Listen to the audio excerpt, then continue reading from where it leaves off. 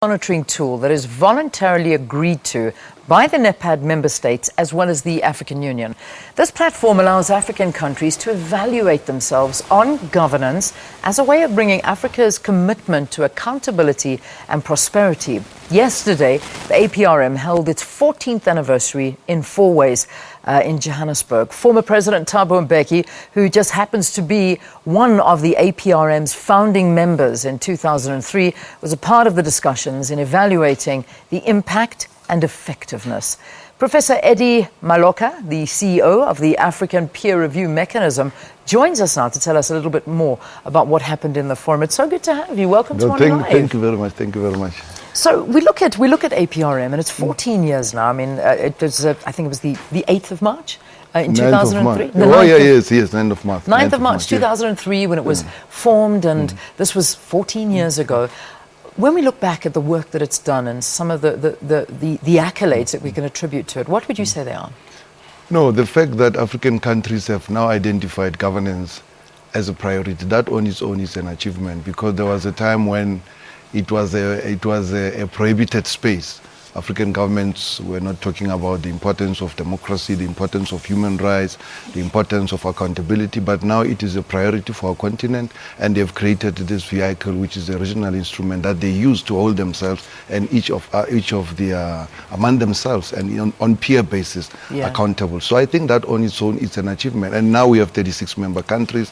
This year we are hoping that there will be more countries joining, and in Agenda 2063, which is the program of the African Union, the target is to ensure that all African Union member states adhere and join. And we have reviewed 20 countries this year. We'll be reviewing.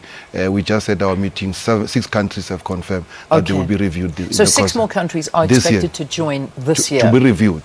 To be reviewed this year. This year. All right. So far you've got 36 member countries, and the base obviously wanting to be much bigger than that. Of course, but we don't. That's what the discussion was about yesterday.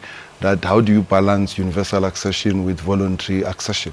And the feeling is that those who are ready to join should join, and we should work towards universal accession, but there must be strong emphasis on quality. Because once you join, you must prepare yourself to be reviewed. You must open your doors for countries to come and say, look, you are not doing right here, you are doing it right here. And the emphasis now with also what President Mbeki was saying yesterday is to deepen the reviews, to make them real. You saw the exchange that happened between President Mbeki and some of the participants around the discussion on xenophobia. That's what really the APRM is for frankness and directness in our conversation as Africans. Which is what I want to come to, because it's well and good having these conversations happening and these gatherings happening. When we actually look at the continent, we see so much instability taking place in almost every single region in Africa. And, you know, we get together, we talk, we try and get to a conclusion. But realistically, it doesn't seem to go anywhere. But conversations like yesterday, that I think can go somewhere. Now, we need more rigorous conversation, I imagine. No, definitely. And, you know, in terms of, look, we're doing very well. We have the African Union target of silencing the guns by 2020. But we have identified that the principal source of conflicts currently on the continent is the governance of the democratic order.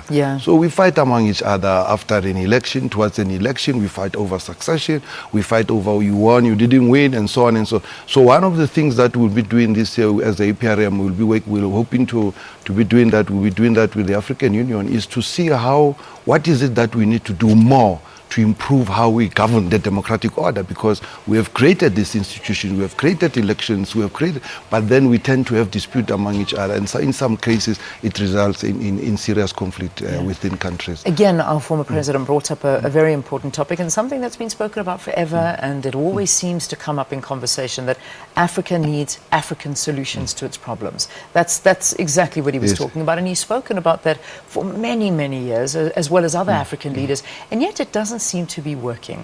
What do we need? What do African leaders need to effectively implement democracy into their countries? No,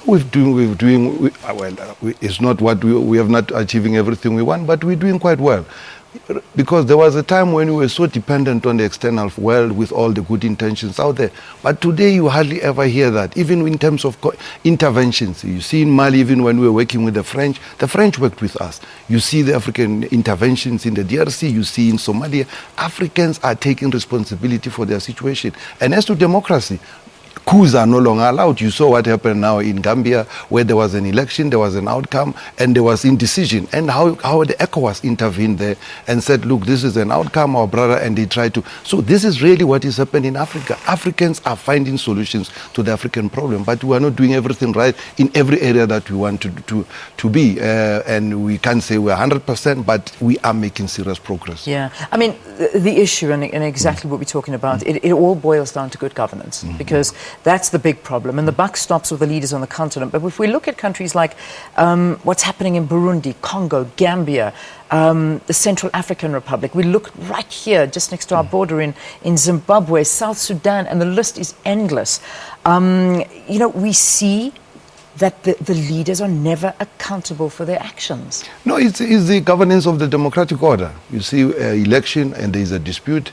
There is a governance also over the governance of, like in countries like the CAR, there are a lot of natural resources the country is rich. So there is no way consensus on how the country should govern these natural resources, so we fight among each other. So governance is at the center, but we are doing very well. The reason why we are having these problems that we have today is not because of more coups and more, but it's how the leaders work together in governing the democratic order in our countries. And that's the step where we want to take the conversation to improve how we manage transition power. It must be peaceful. We have good example, Nigeria and now Ghana, but we also have challenges. We had a serious challenge in Gambia. So, but there is an improvement, but we need to improve really in that area. And we'll be getting a conversation in that direction as the APRM in the course of this year. Yeah, which is vitally important because, you know, as it stands right now, the objectives of the APRM is basically to try and achieve accountability, which is very, very important.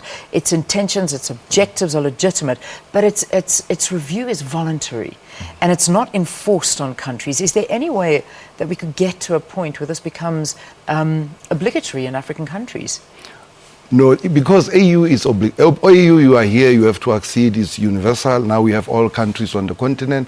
But we still think that a membership to the African peer review mechanism should remain voluntary, because by voluntary it means you are taking additional obligations on yourself. So you don't want a country to join when it's not ready.